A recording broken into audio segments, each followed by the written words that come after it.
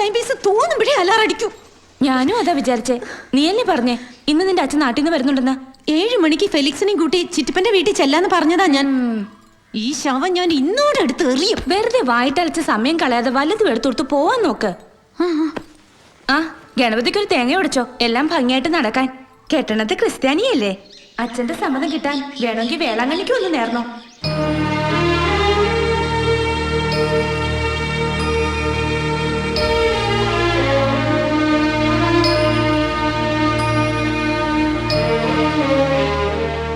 ചിന്തന്നൂർ മഠത്തിലെ കുട്ടിയാണത് പോട്ടും. തമ്പുരാന്റെ കയ്യിൽ നിന്ന് പട്ടുംപളി വാങ്ങിയുള്ള നാദസ്വര വിദ്വാൻ പാലക്കാട് രാമനാഥന്റെ മകളെന്നത് നീ മറക്ക വേണ്ടാം. എதையும் மறக்கல. எனக்கு என்ன ஆசையோ அதை சொன்ன சித்தப்பா. இந்த നാട്ടില് പെരുമയാ വാഴുന്ന ഒരു ബ്രാഹ്മണാൾ കുടുംബത്തിക്ക് വേറെ ജാതിയിലൊരുത്തൻ മാപ്പിളയെ വരലാമോ? അണ്ണനക്ക് എന്നാ അഭിപ്രായമൊന്നുമില്ലയോ? വീണ, പെരുമയെ പറ്റി ചൊല്ലല്ലേ. തായ് വഴി പിരിഞ്ഞാലും 10-14 ബ്രാഹ്മണ കുടുംബങ്ങൾക്ക് തായ് വേരിപ്പോ നാന്താ. ഇതെല്ലാം മറന്നിട്ട് നീ വേറെ ജാതിക്കാരെ പയ്യനെ കല്യാണം പണിക്കാൻ തീരുമാനിച്ചിട്ടാ കല്യാണമാക വേണ്ടിയ പൊണ്ണുകൾ കുടുംബത്തിലെ വേറെ എടുക്കാലിയാ. അവളോടെല്ലാം കല്യാണം നടക്കാമ പോയിടും. அந்த அளவுக்கு சொல்ல வேண்டாம். படிப்புல ரொம்ப மிடுக்கி நினைச்சுண்டு மட்ராஸ்க்கு விட்டு வந்தேன். இந்த அளவுக்கு காட்டுவேல் தெரிஞ்சா அப்போதே திருப்பி அனுப்பிச்சிருப்பேன். சொன்னதே சொல்லிட்டு இருந்தா என்ன பிரயோஜனம்? അണ്ണനോട് അഭിപ്രായം എന്നാണ് சொல்லலாமே. ലക്ഷക്കണക്കാണ് സ്വത്ത് இந்த பொண்ணு പേരിൽ വെച്ചിരിക്കോ ഇല്ലയോ അതൊന്നും കൊടുക്കാൻ പാട്ടേന്ന് சொல்லണം. இனியும் இவனையே தான் கல்யாணம் பண்ணிக்கணும்னு தீர்மானிச்சா உன்னை தலைமுழுகி இந்த குடும்பத்தை விட்டே வெளியே அனுப்பணுங்கிறதான் இவங்க எல்லாரோட முடிவும். இந்த குடும்பத்தோட காரணவருங்கிற நிலையில நானும் அதே முடிவை எடுக்க வேண்டி வரும். இதெல்லாம் சொல்ல வேண்டிய அவசியம் இல்லை. இந்த குடும்பத்தில் இருக்கிற நிறைய பேர் பெரிய பொசிஷன்ல இருக்காங்க. அவங்க பேரும் அந்தஸ்தும் கெடுக்க காரணவருங்கிற நிலையில என்னால முடியாது. ഇനി ഉന്നോட முடிவை சொல்லலாம். ഒരു ചില്ലി കാശ് എനിക്ക് വേണ്ട. പിണ്ടം വയ്ക്കോ ഭ്രഷ്ട് കൽപ്പിക്കോ എന്താച്ചാ ചെയ്തോളൂ. ഞാൻ പോവാ ഫെലിക്സിന്റെ കൂടെ.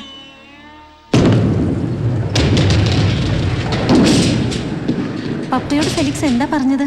നിന്റെ അച്ഛൻ തമിഴും മലയാളവും കൂട്ടിക്കലർത്തി പറഞ്ഞൊക്കെ ഞാൻ പപ്പയോട് പറഞ്ഞു. എന്നിട്ട് പപ്പ എന്നോട് വീട്ടിലേക്കൊന്ന് ചെല്ലാൻ പറഞ്ഞിരിക്കുക. ഞാനൊരു ലീവ് ലെറ്റർ തരാം, നീ ഇത് ഓഫീസിൽ കൊടുത്തേക്ക്.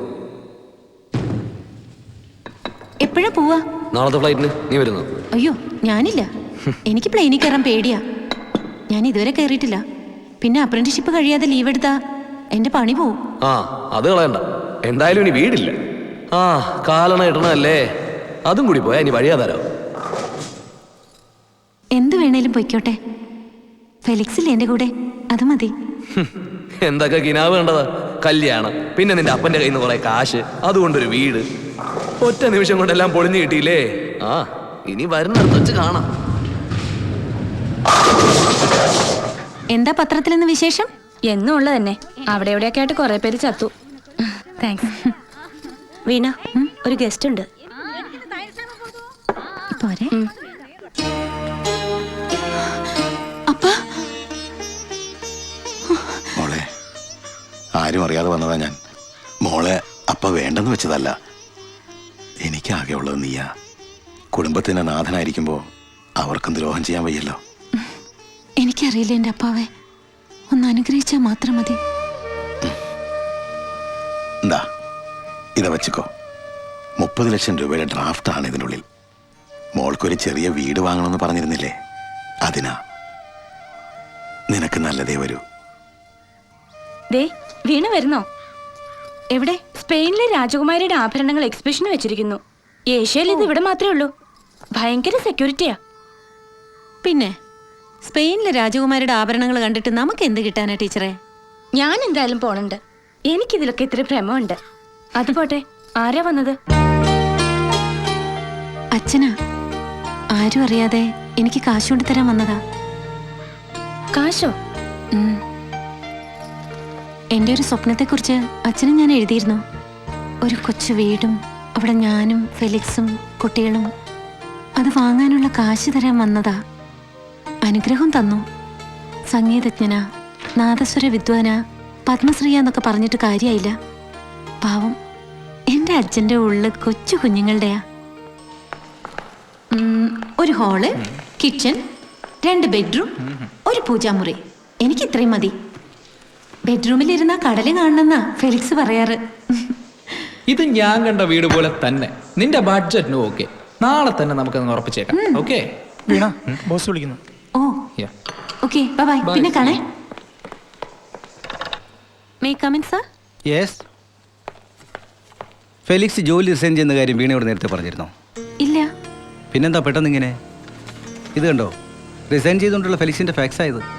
എവിടുന്നാ? ബാംഗ്ലൂരിലൊരു ഹോട്ടലിൽ നിന്നാണ് ഫാക്സ് ചെയ്തിരിക്കുന്നത്. ഫോൺ നമ്പരൊക്കെ ഇതിലുണ്ട്, ഒന്ന് വിളിച്ചു നോക്കിയേ. ഓഫീസിൽ നിന്ന് കിട്ടിയ നമ്പർ വെച്ച് നീ ബാംഗ്ലൂർക്ക് വിളിച്ചു. അപ്പൊ കക്ഷി ഹോട്ടലിലുണ്ട്. നിന്റെ ശബ്ദം കേട്ടപ്പോ കട്ട് ചെയ്യുകയും ചെയ്തു. അല്ലെങ്കിൽ ദിവസം 10 പ്രാവശ്യമെങ്കിലും നിന്നെ വിളിക്കുന്ന ആളാ. പോയിട്ടിപ്പോ ഒരാഴ്ച കഴിഞ്ഞു, ഒരു പ്രാവശ്യം പോലും വിളിച്ചിട്ടില്ല. ജോലി രാജിവെച്ചു, താമസിക്കുന്ന റൂം വെക്കേറ്റ് ചെയ്തു. ഇതിന്റെയൊക്കെ അർത്ഥം എന്താ? അയാൾക്ക് നിന്നെ വേണ്ടാന്നല്ലേ? ഇല്ല ടീച്ചറെ, അച്ഛനെയും കുടുംബമൊക്കെ ഫെലിക്സിന് വേണ്ടിയാ ഞാൻ വേണ്ടാന്ന് വെച്ചത്. എന്നിട്ട് അങ്ങനെയൊന്നും ഉണ്ടാവില്ല. ഇനി ഞാൻ നിന്നോടൊരു സത്യം പറയട്ടെ. അയാളെ കുറിച്ച് ഞാൻ അന്വേഷിച്ചു പറഞ്ഞത് അയാൾ അവിടെ 2 ദിവസം കൂടെ ഉണ്ടാവുന്ന. അയാൾ അവിടുന്ന് പോയ പിന്നെ ഒരു അഡ്രസ്സും കിട്ടില്ല. എന്തോ എനിക്ക് ആകെ ഒരു പന്തികേട് തോന്നുന്നു. നീ വേഗം ചെന്ന് അയാളെ കണ്ട് കാര്യം പറഞ്ഞില്ലെങ്കിൽ സംഗതി വഷളാവും. ഞാനിപ്പോ എങ്ങനെയാ? ഫ്ലൈറ്റിൽ കയറാൻ പേടിയാണെന്നൊന്നും പറഞ്ഞിട്ട് കാര്യമില്ല. അടുത്ത ഫ്ലൈറ്റിന് പൊയ്ക്കോണം. അല്ലാതെ ട്രെയിനിൽ കയറി അങ്ങോട്ട് ചെല്ലുമ്പോഴേക്കും ആളങ്ങ് പോവും.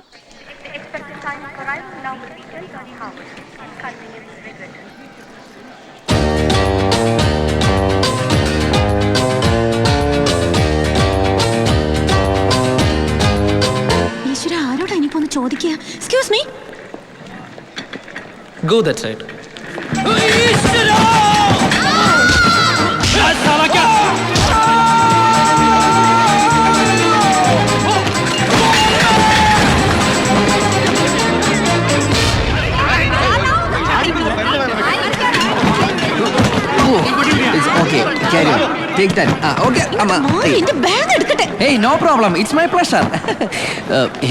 അത് ശരി, ഇവളുടെ കുന്ത്രാട്ടം. You stupid idiot fool. അപ്പൊ കേരളത്തിൽ നിന്ന് കുറ്റം പറിച്ചിറങ്ങിയതാണല്ലേ? നടക്കണ വഴി കൂടെ വണ്ടി ഉരുട്ടി കളിക്കുന്നത്. വായി നോക്കി കണ്ണു കണ്ടുകൂടാ തനിക്ക്? ഇത് പബ്ലിക് പ്ലേസാ. തറയെ നോക്കി നടക്കണം. പൊട്ടക്കണ്ണൻ. എന്താ എന്താ വിളിച്ചേ? പൊട്ടക്കണ്ണൻ. ഒന്നും കൂടി വിളിക്കടി. പൊട്ടക്കണ്ണൻ. ഇനി വിളിക്കടി. പൊട്ടക്കണ്ണൻ. വിളിക്കൂടി, നീയൊക്കെ സാമ്പിളാടി. അയ്യോ, എന്റെ മെഷീൻ കൊണ്ടോ. പൊട്ടക്കണ്ണൻ, പൊട്ടക്കണ്ണൻ, പൊട്ടക്കണ്ണൻ. അങ്ങോട്ട് മാറി, നിങ്ങൾ അങ്ങോട്ട് ഇങ്ങോട്ട്